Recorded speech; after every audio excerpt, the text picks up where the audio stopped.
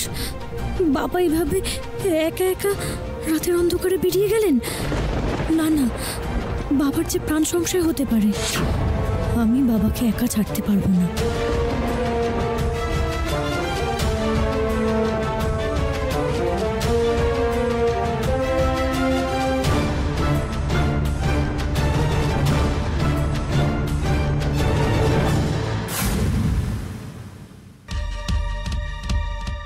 এই ওই পাঁচিলের দিকে একটা আওয়াজ হলো না? চলো তো গিয়ে দেখি।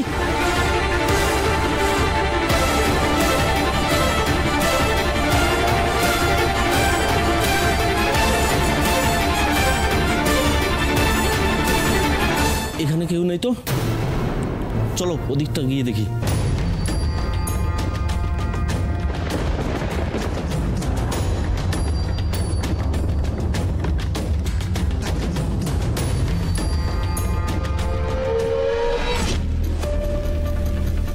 সর্বনাশ, রাজকুমারী তো মহারাজকে অনুসরণ করে পেছন পেছন গেল।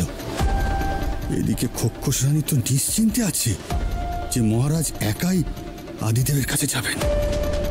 মহারাজের একা থাকাটা আজ খুব জরুরি ছিল। খবরটা খোক্ষস রানীকে দিতেই হবে, কিন্তু এই খোলা জায়গায় খোক্ষস রানীর সঙ্গে যোগাযোগ করবো কি করে? না না, একটু আড়ালে যাই।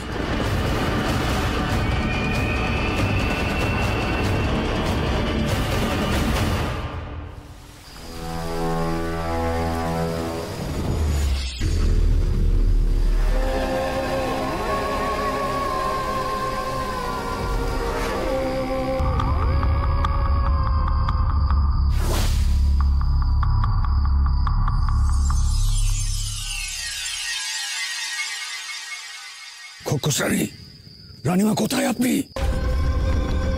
এক্ষুনি আমার সাথে যোগাযোগ করুন, খুব দরকার। রাজবৈদ্যটা না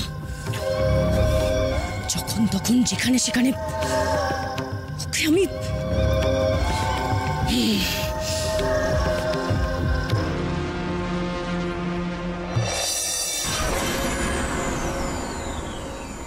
কি হচ্ছে?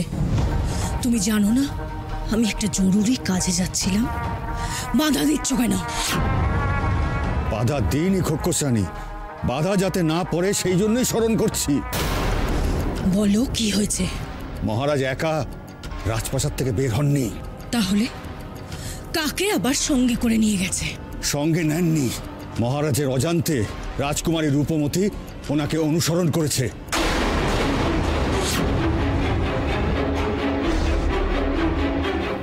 তো ও দুদিনের একটা শিশু, তোমাদের রাজকুমারী আমার কি ক্ষতি করবে শুনি? ও কিচ্ছু করতে পারবে না। ওকে শেষ করা আমার বা হাতের খেলা, বুঝেছ? সে তো ঠিকই, কিন্তু আমি ভাবছিলাম রাজকুমারীর উপস্থিতিতে যদি কোনো রকম ব্যাঘাত ঘটে আপনার। ব্যাঘাত অবশ্য একটা ঘটবে। ঠিক আছে, তুমি একটা কাজ করো, ওই রাজকুমারীকে একটু দিকভ্রষ্ট করে দাও। আমি যেই কাজে যাচ্ছি সেই কাজে আমি কোনো ব্যাঘাত চাইছি না। আমি কি করে? কি করে মানে কি? মনে নেই তোমার? ভুলে গেছো সব? আমি তোমাকে কারোর পথে বাধা সৃষ্টি করার অস্ত্র দিয়ে রেখেছি, ভুলে গেছো?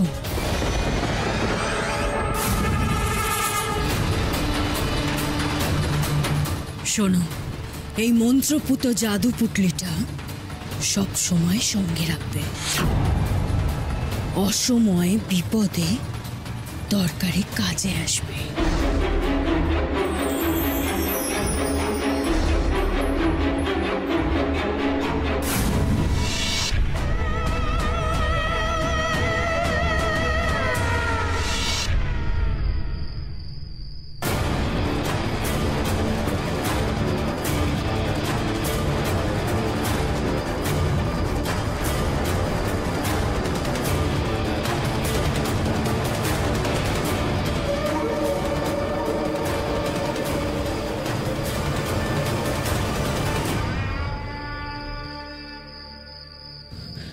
বাবা,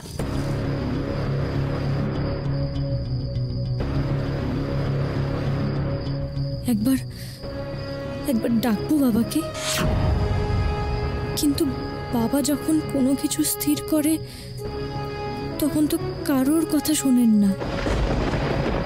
আমি ডাকলে বাবা যদি বিরক্ত হন, না, আমাকেই দেখতে হবে বাবা এইভাবে গোপনে কোথায় চলেছেন।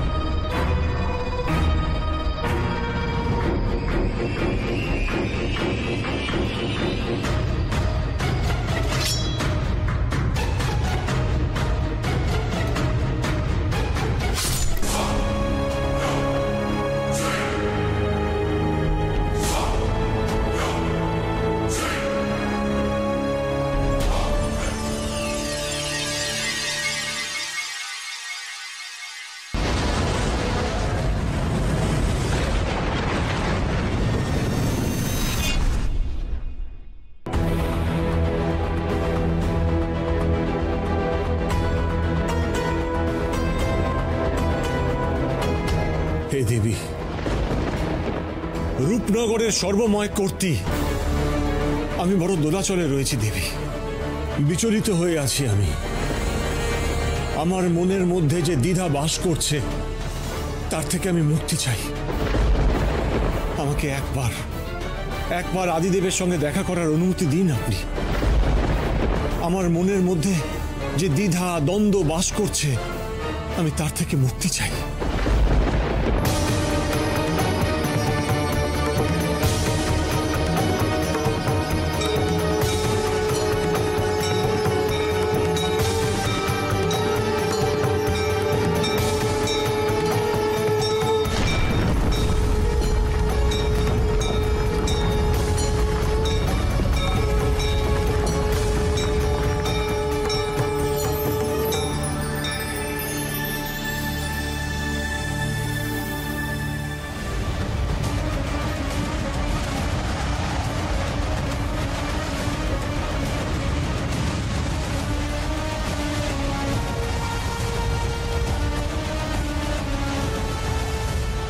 যাক, এই অন্ধকার ঘন জঙ্গলে মহারাজের পেছন পেছন আসার রাজকুমারীর শখ বোধহয় মিটে গেছে।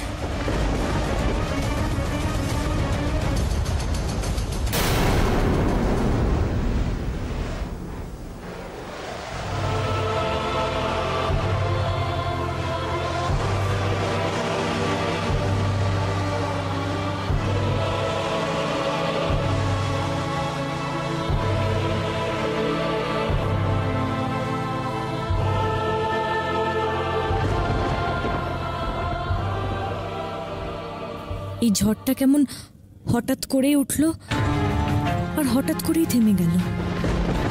এটা কি সত্যি ঝড়, নাকি আমাকে বাধা দেওয়ার কোনো চেষ্টা? যাই হোক, কেউ বাধা দিলেও আমি থামবো না।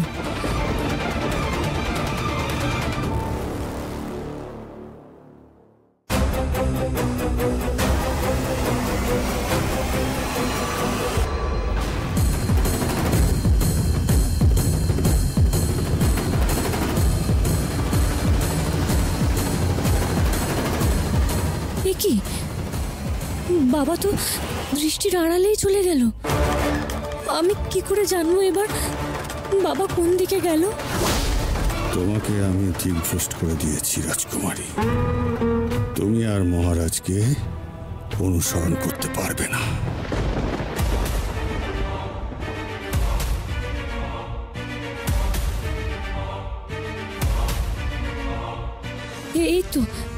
এই তো বাবার পায়ের ছাপ। এই ছাপ ধরে এগোলে বাবাকে আমি নিশ্চয়ই পেয়ে যাব। হ্যাঁ হ্যাঁ, এই ছাপ ধরেই যাই।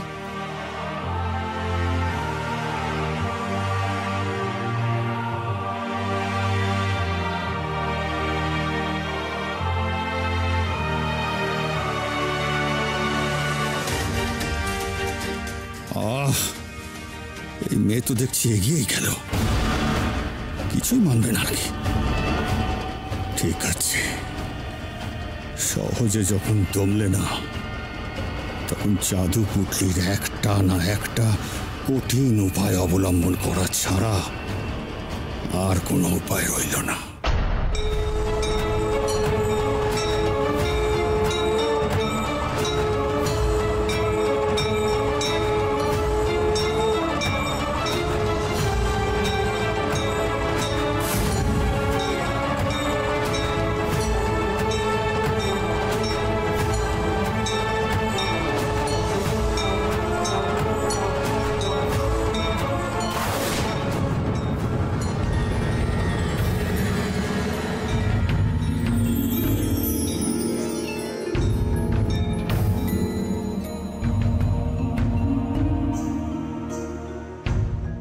আমি জানি কোন দ্বিধায় পড়ে তুমি এখানে এসেছ। রাজকন্যার অদৃষ্ট নিয়ে তুমি চিন্তিত। হ্যাঁ দেব, আমি বড়ই বিচলিত। আমার জ্ঞান বোধ কিচ্ছু কাজ করছে না। কি হবে আমার কন্যার?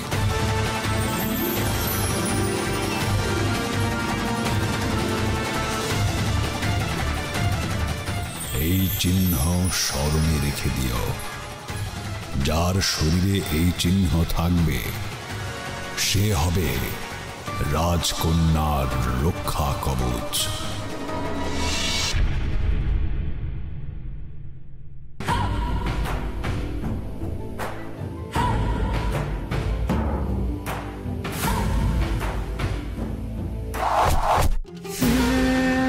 তোমরা তো দেখছি শুধু চোর নও, রীতিমতো ডাকাত।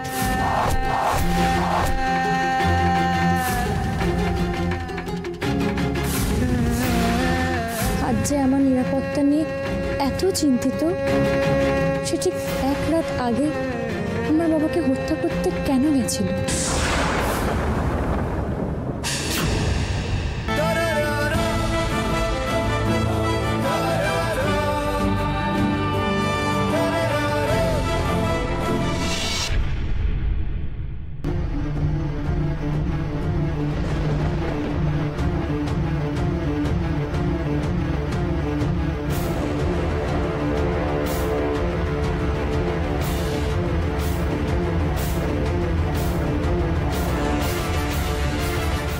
সাবধানে থাকতে পারিস না? তোকে না কতবার বলেছি তোর এই জন্ম দাগ গোপনে রাখতে। কেউ যেন দেখতে না পায়। কথাটা মনে থাকে না? না মনে আছে মা আমার। আর এই দাগ কখনো কেউ দেখবে না তোমায়, আমি তো কথা দিয়েছি।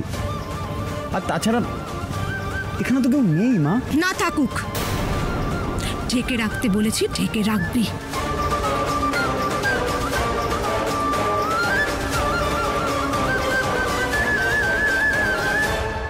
মা,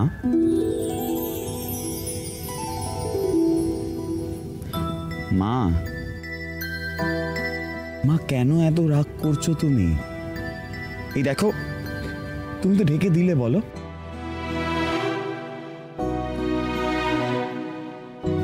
আচ্ছা মা, আমাকে একটা কথা বলো তো, এই জন্মদাগ তো খুবই স্বাভাবিক, সবার থাকে। তুমি জন্মদাগ দেখলেই এমন কেন করো?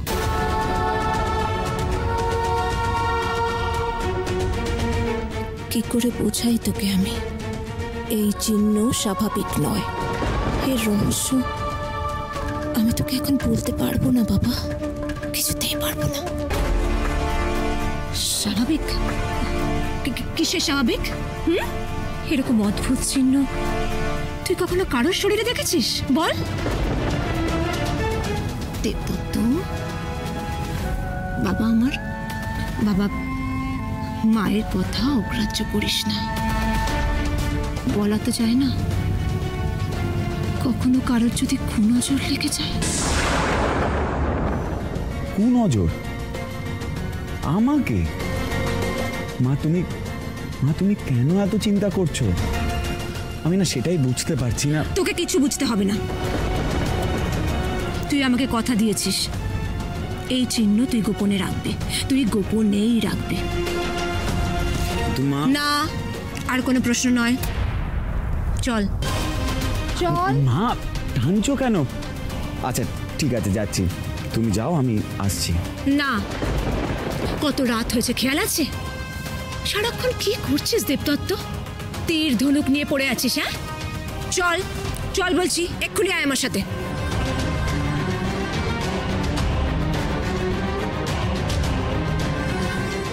ডুবে তো থাকতেই হবে মা, আমাকে যে বাবার মৃত্যুর প্রতিশোধ নিতে হবে, আর আমার মন বলছে সেই সুযোগ আমি খুব তাড়াতাড়ি পাবো।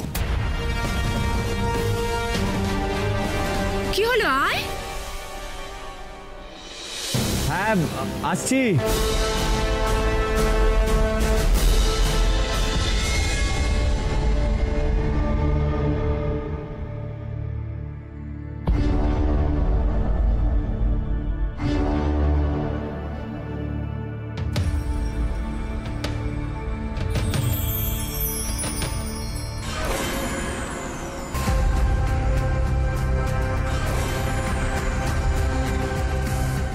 এইবার রাজকুমারী, দেখি দেখি তোমার কত ক্ষমতা।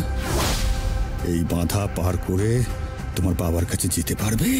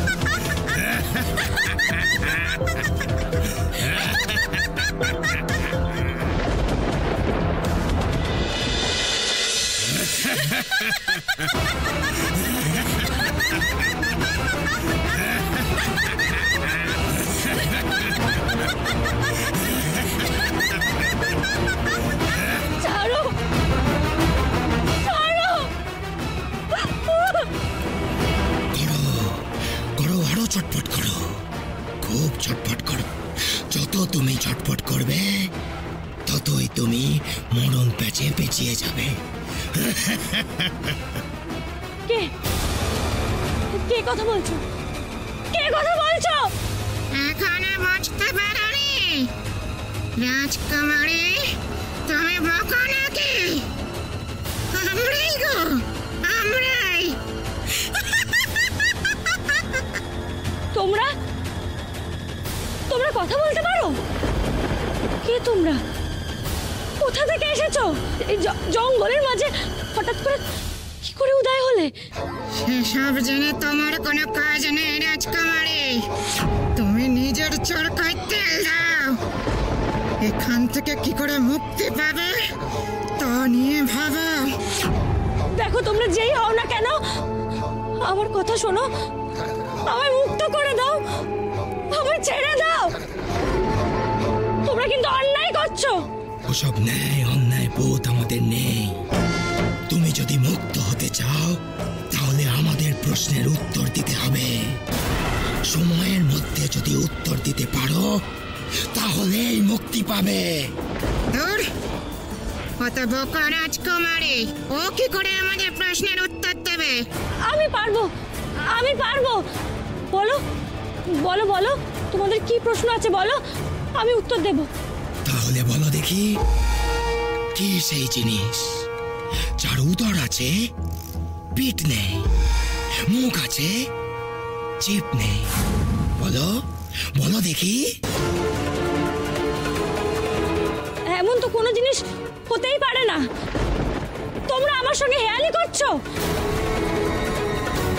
ছাড়ো আমায়, ছেড়ে দাও আমায়।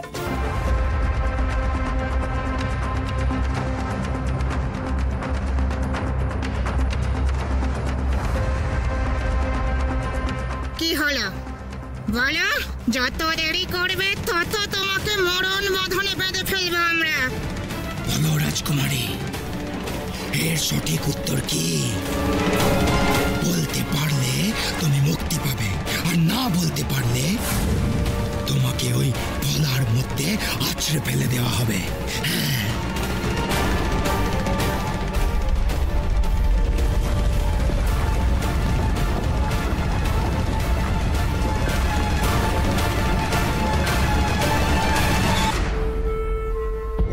এরা ইচ্ছে করে জটিল একটা ধাঁধা বলে আমাকে মারতে চাইছে। যেভাবেই হোক আমাকে এদের হাত থেকে মুক্তি পেতেই হবে, নইলে নইলে বাবা কোথায় গেল জানতেই পারবো না। কই গো রাজকুমারী, তুমি যে একেবারে মুখে কুলু বাটলে, মুক্তির ইচ্ছে চলে গেলে বুঝি? কি বললো হেয়ালিটা? উদর আছে পিঠ নেই, আবার মুখ আছে জিভ নেই। কি কি এমন জিনিস?